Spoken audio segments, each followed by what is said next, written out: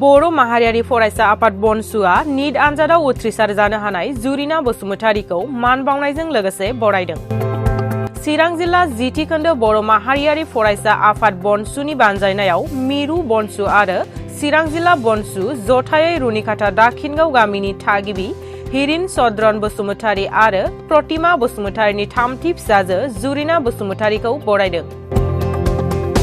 बे बरायनाय हाबाफारियाव मिरु बनसुनि आफादगिरि बनजित मनजिल बसुमतारी, गाहाय नेहाथारि डक्टर निजोमगोरा ब्रह्म बिथांमोना बाहागो लादोंमोन आरो मिरु बनसु, चिरां जिल्ला बनसु, जिथि खोन्दो बनसुनि आफादगिरि नेहाथारि गोबां दैदेनगिरि बिथांमोनहाबो बाहागो लादों।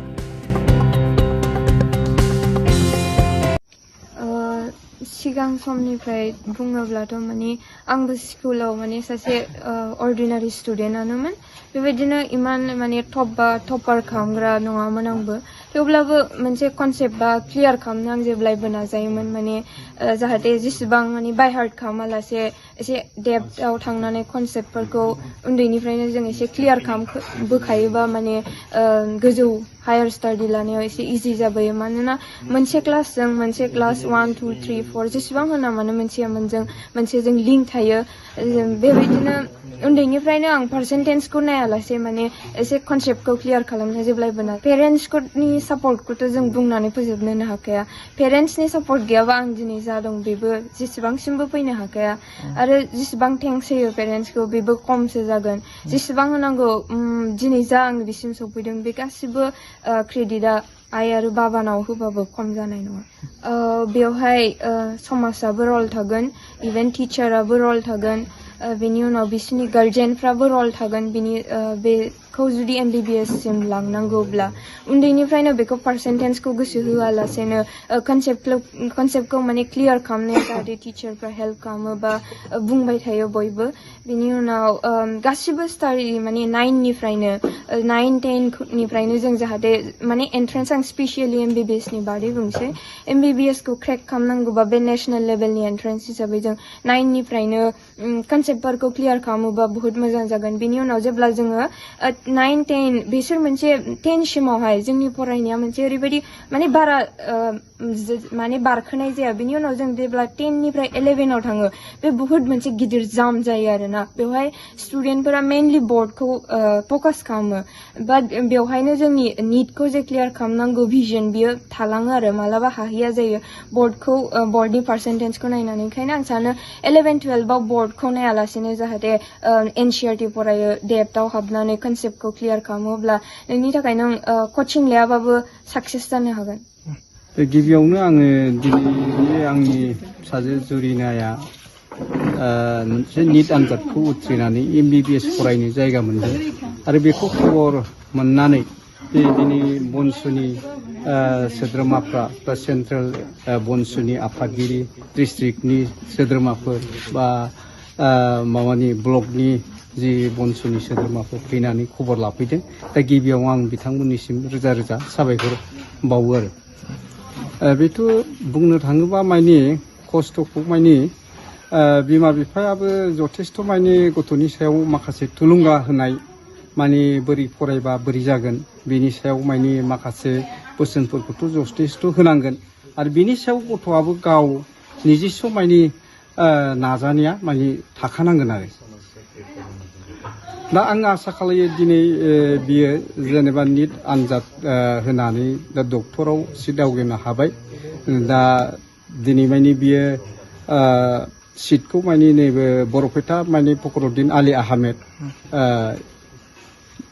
मेडिकेल कलेजाव माने एडमिसन खालायनाय जाबाय। दा आं आसा खालायो बियो फार्स्ट बिनि आगान MBBS फरायनो थांनायाव गोबाव माने सम नांगौ जायो। आसा खालायो आंहा मिजिं दङ फिसाजोनि सायाव बे एथ' गिदिर निट आनजादखौ उथ्रिसारनो हाबायबा बे माखासे कर्सखौबो माने नाजानायनि गेजेरजों हाहैगोन। बेखौ आंहा माने आसा आरो मिजिं दं आरो गथ'नि सायाव। आरो गासैबो बे चेनेलखौ नायगिरि नोंथांमोननिसिम गोजोन हामलायनायखौ जासिहरबाय। दिनै नैबे बेलासियाव जोंनि सासे नायल' जाल' सासे बिनानाव मिस जुरिनानि न'खराव जों फैदों। बिथाङा निट एग्जामखौ पास जानानै MBBS कलेजावहाय फरायनो खाबु मोनदों।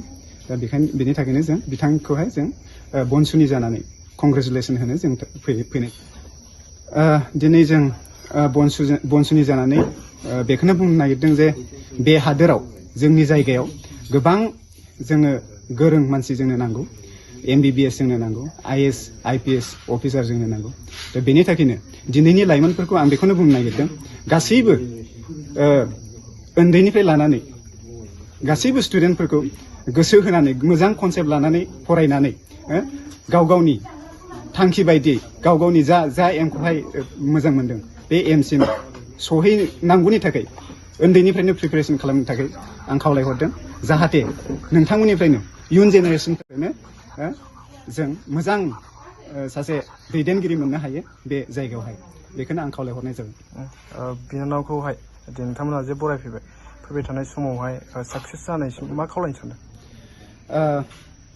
बिनानावा दिनै MBBS बिथाङा फरायहैगोन मोजां डिग्री लानानै जाहाथे उननि समाव जोंनि जायगायाव फैनानै समाजखौ बे जायगाखौ आरो जोंनि हारिखौ गेरेमसा महरै जाहाथे रं होनो हायो आं बिथांखौ बेबायदिनो खावलायनो नागिरदों जे बिथाङा बेहा फैनानै आन्डार डेभेलप जायगायाव रुनिखाटा बायदि जायगायाव फैनानै मोजां डक्टर जानानै जाहाथे मोजां पाब्लिकफोरखौ जोथोन लानो हायो बेखौनो आं आसा खालामनानै खावलायनायनि गेजेरजों बुंथिनो गोसो जायो नोंथांमोननि बुनसु आफादा बेबायदि क्वालिटि स्टुडेन्टफोर सोरजिनायाव खामानि मावगोन नामा उननि समाव बनसु जानानै जोंहा गोबां खामानि मावनांगौ दं स्कुल लेभेलनिफ्राय लानानै हायार सेकेन्डारि लेभेल कलेज लेभेलसिम गोबां स्कुल लेभेलाव गोबां कलेजफ्राव गोबां इनस्टिटिउसनफ्राव जों हाबनानै स्टुडेन्टफोरनि थाखाय जों गोबां रोखोमनि केरियार काउन्सिलिंफोरखौ जों हैनो